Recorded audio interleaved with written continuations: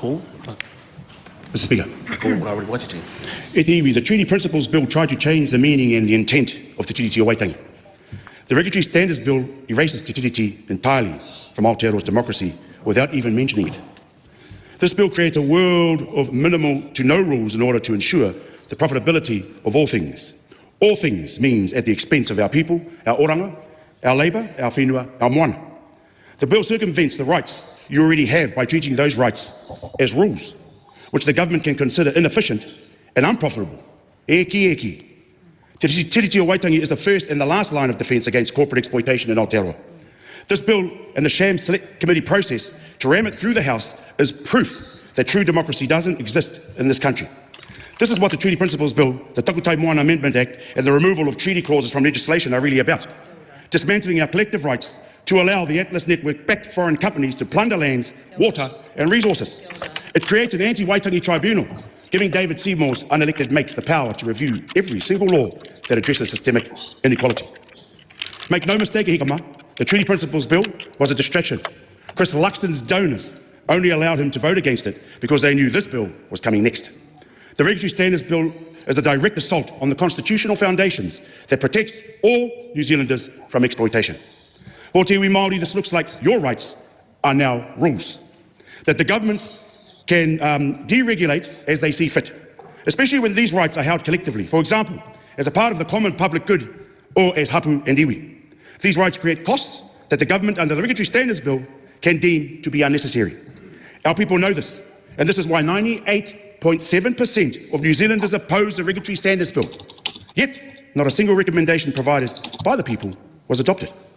Te Pāti Māori stand with the majority of the 156,000 plus people who made submissions against the bill, because they knew what this bill means for Aotearoa. For our remote and rural communities, this bill means the emergency services and authorities can make decisions about who and where to help in a crisis, based on efficiency rather than need, because it's more expensive to help everybody, and this looks like our more marginalised and rural communities being left behind. For our community kai gatherers and whānau who rely on the moana as a kapata, the bill would enable the government to smash our fisheries even further. For example, a rule about putting cameras on boats to monitor fisheries and illegal dumping can be argued as inefficient, because it is an unnecessary cost, with no regard for our moana or our people who depend on it. What this means for our kaumātua, because this bill would enable governments to raise the age eligibility for our nannies and koros to access their super, or significantly alter the scheme completely. For our learning support kaimahi and their tauira, this bill would allow the government to justify reducing Māori curriculum content that would require expertise and new staff to deliver it, an additional cost that they would be able to label as inefficient, purely due to the expense rather than need. The cost of education should not cost our mokopuna the ability to be supported in our education system. For our whānau and rangatahi on social welfare, right now the government is moving debt off its own balance sheet and placing the debt as an obligation on our parents.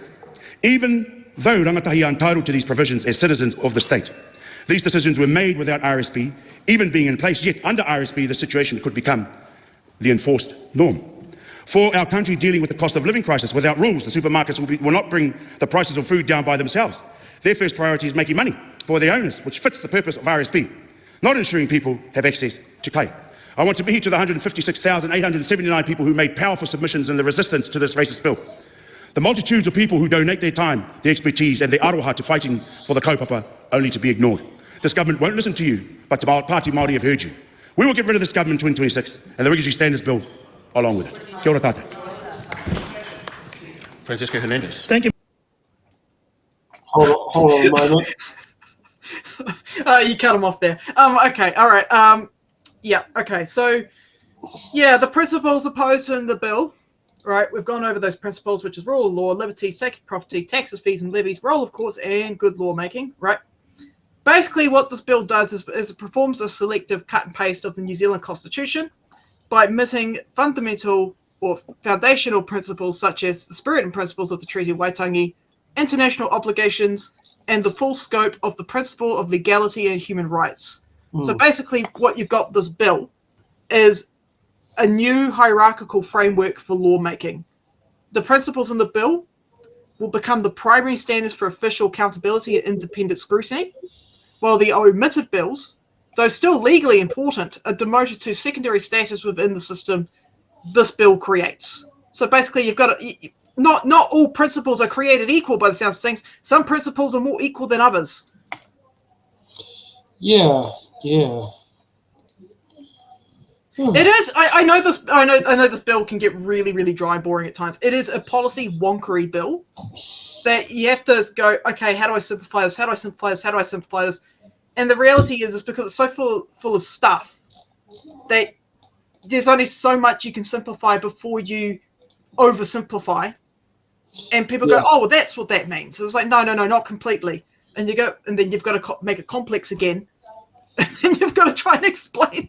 And it's like, oh god, yeah, it's going around and around and around and around and around, and probably at the rate it's going, you might as well sit there and drive via Palmerston North and Levin to get to Wellington from your place instead of the Ream Attackers. Yeah, pretty much. Closed.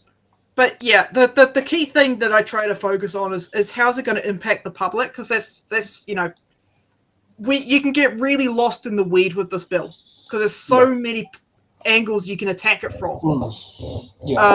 That I think the priority when you're dealing with a bill like the Regulatory Standards Bill is to focus on its impact on the public, because they're the ones that you are the guys that are doing the submissions on it.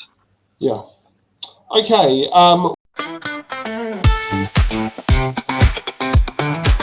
Thanks for watching.